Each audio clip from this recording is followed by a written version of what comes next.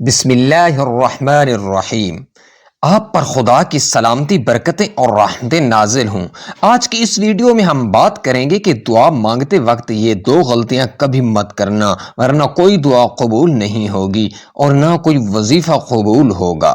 اس کے علاوہ ہم اس ویڈیو میں یہ بھی جانیں گے کہ دعا کون سے اوقات میں زیادہ قبول ہوتی ہے اور دعا مانگنے کا طریقہ بھی جانیں گے۔ آپ نے مکمل ویڈیو کو دیکھنا ہے، سکپ نہیں کرنا، کیونکہ دعا کے بارے میں جاننا ہم سب کے لیے انتہائی ضروری ہے، کیونکہ دعا اللہ تعالیٰ سے مانگنے کا ایک ہی ذریعہ ہمارے پاس ہے۔ اگر اس کے بارے میں ہم اچھی طرح نہ جانیں تو پھر ہم کیسے اللہ تعالیٰ سے دعا مانگیں گے؟ وہ دو غلطیاں کون کون سی ہیں جن کے کرنے کی وجہ سے دعا قبول نہیں ہوتی، وہ آگے ہم آپ کو اس ویڈیو میں بتائیں گے، اور اس کے ساتھ ساتھ ہم آپ کو یہ بھی بتائیں گے کہ حضرت علی رضی اللہ تعالی عنہ نے فرمایا 3 وقت ایسے ہیں جن میں مانگی گئی دعا اللہ کبھی رد نہیں کرتا۔ یعنی جو بندہ ان 3 وقتوں میں اپنی حاجت اپنے رب کے سامنے رکھتا ہے اور اپنے ضروریات کا سامان اللہ پاک سے مانگتا ہے تو اللہ پاک ان 3 وقتوں میں اس کے ذریعے مانگی گئی ہر دعا کو قبول فرماتے ہیں۔ تو وہ 3 وقت کون سے ہیں جن میں دعا قبول ہوتی ہے؟ وہ دو غلطیاں جن کے کرنے کی وجہ سے دعا قبول نہیں ہوتی، وہ کام کون سے ہیں؟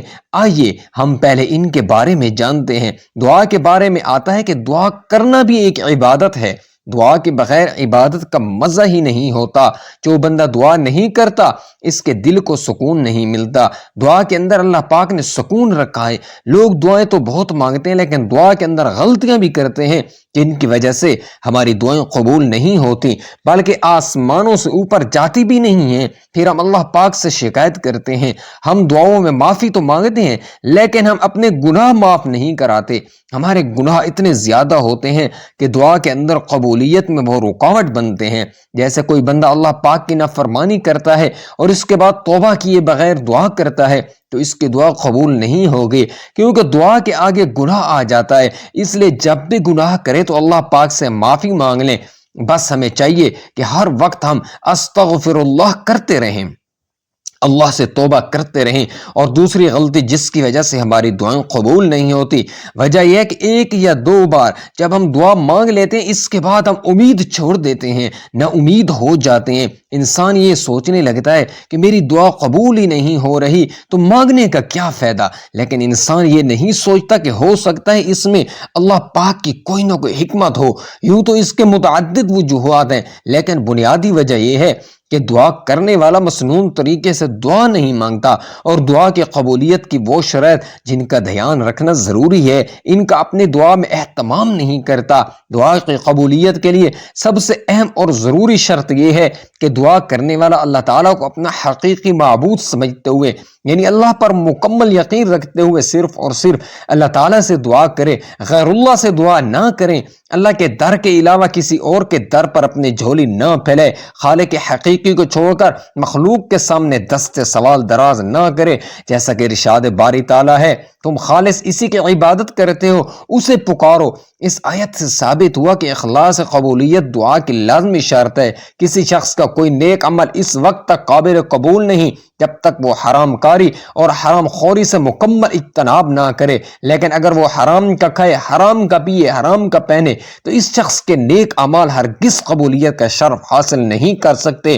اور چونکہ دعا بھی ایک نیک عمل ہے اس لیے یہ بھی اس صورت میں قبول ہوگی جب دعا کرنے والا ہر حرام کام سے اجتناب کرے، بصورت دیگر اس کی دعا ہرگز قبولیت کے لائق نہیں۔ جیسا کہ حضرت ابو ہریرہ رضی اللہ تعالی عنہ سے مروی ہے، نبی اکرم صلی اللہ علیہ وسلم نے فرمایا ایک آدمی لمبا سفر طے کرتا ہے، اس کی حالت یہ ہے کہ اس کے بال بکھرے ہوئے ہیں، چہرہ مٹی سے بھرا ہوا ہے، اور وہ بیت اللہ پہنچ کر ہاتھ پھیلا کر کہتا ہے یا اللہ یا اللہ، حالانکہ سب کچھ حرام کا ہے، کھانا پینا کپڑے۔ تو پھر اللہ تعالیٰ اس کی دعا کو کیسے قبول کرے؟ اگر دعا کرنے والا دعا کرے اور ساتھ گناہ والے کام بھی کرتا رہے، ان سے توبہ نہ کرے، تو ایسے شخص کی دعا بارگاہ الہی میں شرف قبولیت حاصل نہیں کر سکتی۔ اس لیے دعا کرنے والے کو چاہیے کہ وہ اللہ تعالیٰ سے اپنے گناہوں کی معافی مانگے، توبہ اور استغفار کرے، جیسا کہ حضرت ہود علیہ السلام نے اپنی قوم سے، اے میری قوم کے لوگوں، تم اپنے پالنے والے سے اپنے گناہوں کی سچی معافی طلب کرو۔ اور اس کی جناب میں اور اس کی جانب میں توبہ کرو تاکہ وہ برسنے والے بادل تم پر بھیجے اور تمہاری طاقت اور بڑھا دے اور تم گناہگار ہو کر روگردانی نہ کرو۔ دعا میں عاجز و انکساری اختیار کرنے کا حکم قرآن مجید میں اس طرح دیا گیا ہے کہ تم لوگ اپنے پروردگار سے دعا کیا کرو، گڑ گڑا کر اور چپکے چپکے بھی۔ اس آیت سے ثابت ہوا ہے کہ دعا کرتے وقت اللہ تعالیٰ کے حضور کو عاجزی کا اظہار کرنا چاہیے۔ اللہ تعالیٰ نے ہر قسم کی زیادتی و تجاوز سے منع فرمایا، بالخصوص دعا میں زیادتی سے منع کرتے ہوئے ارشاد فرمایا تم لوگ اپنے پروردگار سے دعا کیا کرو گڑ گڑا کر اور چپکے چپکے بھی۔ اللہ تعالیٰ ان لوگوں کو ناپسند کرتا ہے جو حد سے نکل جائیں۔ دعا میں زیادتی کئی صورتیں ہیں، مثلا حرام اور ممنوع چیزوں کے لیے دعا کرنا یا بلا وجہ کسی کے لیے بری دعا کرنا، اسی طرح کی تمام زیادتیوں سے اجتناب کرنا چاہیے۔ معلق دعا سے مراد وہ دعا جن میں دعا اس طرح کی جائے کہ اے اللہ اگر تو چاہتا ہے تو مجھے عطا کر دے اور اگر تو چاہتا ہے تو بخش دے۔ اس کا معنی یہ ہوا کہ یا اللہ اگر تو بخشنا نہیں چاہتا تو نہ بخش، اگر عطا نہیں کرنا چاہتا تو عطا نہ کر، تیری مرضی۔ حالانکہ نبی صلی اللہ علیہ وسلم نے فرمایا تم میں سے کوئی شخص ہرگز یہ نہ کہے کہ یا اللہ اگر تو چاہے تو مجھے بخش دے، اگر تو چاہے تو مجھ پر رحم فرما، بلکہ پورے عزم سے دعا کرے، کیونکہ اللہ تعالیٰ کو کوئی مجبور نہیں کر سکتا۔ دعا مانگنے سے پہلے اللہ تعالیٰ کی تعریف بیان کی جائے اور بعد میں ان حضرت صلی اللہ علیہ وسلم پر درود بھیجا جائے اور اس کے بعد اپنی حاجت کا سوال کیا جائے۔ یہ ترتیب مستحب ہے، جیسا کہ فضالہ بن عبید رضی اللہ تعالیٰ عنہ کی حدیث میں ہے کہ رسول اللہ نے ایک آدمی کو نماز میں دعا کرتے ہوئے سنا، مگر آپ نے آپ صلی اللہ علیہ وسلم پر درود نہ بھیجا تو آپ صلی اللہ علیہ وسلم نے فرمایا اس نے جلدی کی، پھر اسے بلا کر اور دوسرے لوگوں کو بھی فرمایا کہ جب تم میں سے کوئی دعا مانگے تو پہلے حمد و ثنا کرے، پھر نبی اکرم صلی اللہ علیہ وسلم پر درود بھیجے، پھر وہ جو چاہے دعا کرے۔ نبی کریم صلی اللہ علیہ وسلم نے ارشاد فرمایا کہ بندے کی دعا اس وقت تک قبول نہیں کی جاتی جب تک وہ دعا میں عاجزی اور انکساری نہ کرے۔ جیسے ہی بندہ دعا کرنے کے بعد جلدی کرے گا، صبر نہیں رکھے گا تو اس کی دعا قبول نہیں ہوگی۔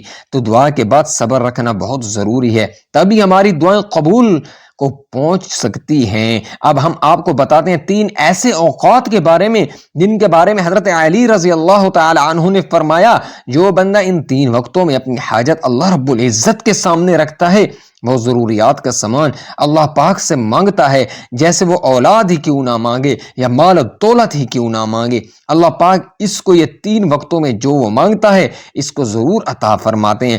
اور دوسری بات، ہم آپ کو ایک ایسا وظیفہ بتائیں گے، اگر 11 دن تک رات کو آپ اس وظیفے کو کرتے ہیں تو انشاءاللہ تعالی آپ کی ہر حاجت پوری ہوگی اور آپ کے گھر میں خوب خیر و برکت ہوگی، اللہ رب العزت کی غیب سے مدد آئے گی، برکتیں اور رحمتیں نازل ہوں گی۔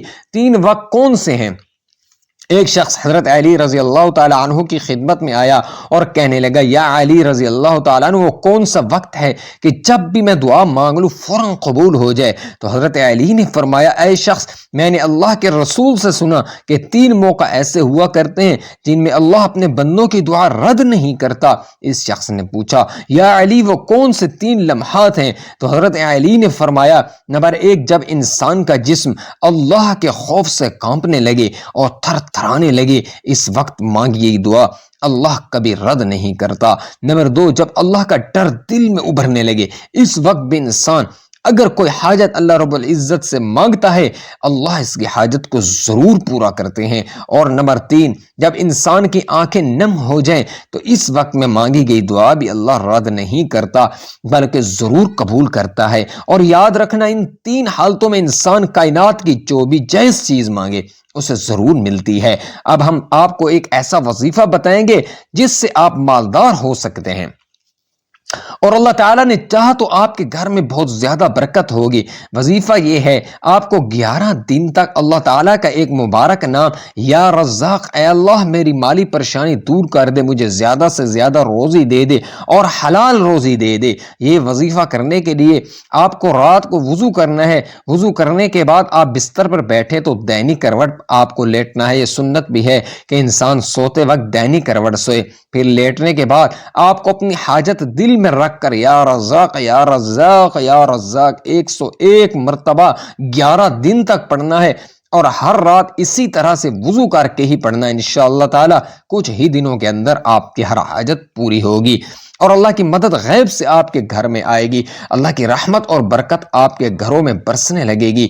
اب ہم آپ کو بتاتے ہیں، پیارے نبی پاک صلی اللہ علیہ وسلم نے ارشاد فرمایا 4 چیزیں چہرے کی رونق کو ختم کر دیتی ہیں۔ نبی صلی اللہ علیہ وسلم نے فرمایا جس انسان کی زندگی میں یہ 4 چیزیں آئیں گی تو اس کے چہرے کی رونق چلی جاتی ہے۔ بہت سے لوگ اس بات کو نہیں جانتے، وہ ہم آپ کو بتائیں گے۔ تو جیسا کہ آج کل کے دور میں چل رہا ہے کہ ہر انسان اپنے چہرے کی خوبصورتی کو بڑھانا چاہتا ہے اور بے سکونی سے نجات پانا چاہتا ہے، کیوں نہ وہ باتیں آپ کو بھی بتائی جائیں کہ جن سے اگر آپ پرہیز کر لیں تو آپ کا چہرہ بھی رونق دار ہو جائے گا، یعنی آپ کے چہرے پر رونق آ جائے گی، خوبصورتی آ جائے گی، نور آ جائے گا اور آپ کو خوشیاں ہی خوشیاں ملنی شروع ہو جائیں گی۔ پیارے نبی صلی اللہ علیہ وسلم نے ارشاد فرمایا زنا کرنے سے چہرے کی رونق ختم ہو جاتی ہے۔ کسی کی عزت نہ کرنا، یعنی جو انسان عزت نہیں کرتا اس کی خوشیاں جاتی رہتی ہیں، اور فضول کسی بات پر بحث بنائے رکھنا اور کسی غلط کام کو بغیر کسی خوف کرنا، یہ بھی خوشیوں کو ختم کر دیتا ہے اور چہرے کی رونق بھی ختم ہو جاتی ہے۔ لوگ جب کسی کام کو کرتے ہیں تو ان کے دل میں کسی طرح کا خوف نہیں ہوتا۔ ان کے لیے فرمایا گیا جو کوئی ان 4 چیزوں سے پرہیز کر لے اس کی خوشیاں بھی برقرار رہیں گی، اس کے چہرے پر رونق بھی بنی رہے گی۔ لہٰذا آپ بھی چاہتے ہیں کہ آپ کی خوشیاں برقرار رہیں اور چہرے کی رونق بنی رہے، وفاداری تم قائم کر رہے ہیں، کسی کے ساتھ بھی جھوٹ نہ بولیں، زندگی میں کبھی بھی کسی سے زنا اور حرام کام نہ کریں۔ اگر ایسا ہوا تو آپ کے چہرے کی رونق جاتی رہے گی اور خوشیاں بھی جاتی رہیں گی۔ اس کے ساتھ ہم آپ کو ایک چھوٹا سا عمل بتاتے ہیں، جن لوگوں کے چہرے کی رونق ختم ہو چکی ہے، چہرے پر داغ دھبے آ چکے ہیں اور دیکھنے والوں کو ان کا چہرہ عجیب سا محسوس ہوتا ہے، تو اس کے لیے آپ کو ایک عمل بھی بتا رہے ہیں۔ آپ کو 1 گلاس پانی لے لینا ہے اور اس پانی میں 7 مرتبہ سورہ فاتحہ یعنی الحمدللہ شریف پڑھنی ہے۔ 7 مرتبہ سورہ فاتحہ پڑھنے کے بعد آپ کو اس پانی پر پھونک مار دینی ہے اور اس پانی کو پی لینا ہے۔ انشاءاللہ آپ کے چہرے پر رونق ہی رونق آ جائے گی اور خوشیاں بھی آ جائیں گی۔ یہ عمل آپ کو پاک اور صاف حالت میں کرنا ہے، یعنی جو مرد اور عورت یہ عمل کرنا چاہتے ہیں تو پہلے پاک صاف باوضو ہو جائے، اس کے بعد یہ عمل کرے۔ حضرت علی رضی اللہ تعالی عنہ نے فرمایا جب تمہارے جسم میں یہ ایک نشانی دکھنے لگے تو سمجھ لو کوئی آپ کے لیے دعا کر رہا ہے۔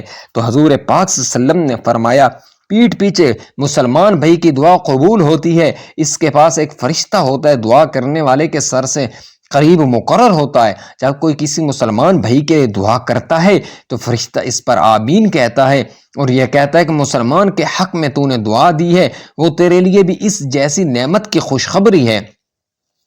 ہمارے نبی صلی اللہ علیہ وسلم نے فرمایا اللہ تعالیٰ فرماتا ہے پہلے تو اس سے شروع کروں گا، یعنی تم جو دعائیں دوسروں کے لیے مانگ رہے ہو وہ سب دعائیں میں پہلے تمہارے حق میں قبول کروں گا، پہلے تمہیں ہی دوں گا، پہلے تمہیں عطا کروں گا۔ سب سے زیادہ قبول ہونے والی دعائیں کون سے ہیں؟ یاد رہے کہ نبی کریم صلی اللہ علیہ وسلم نے فرمایا 5 دعائیں ضرور قبول کی جاتی ہیں۔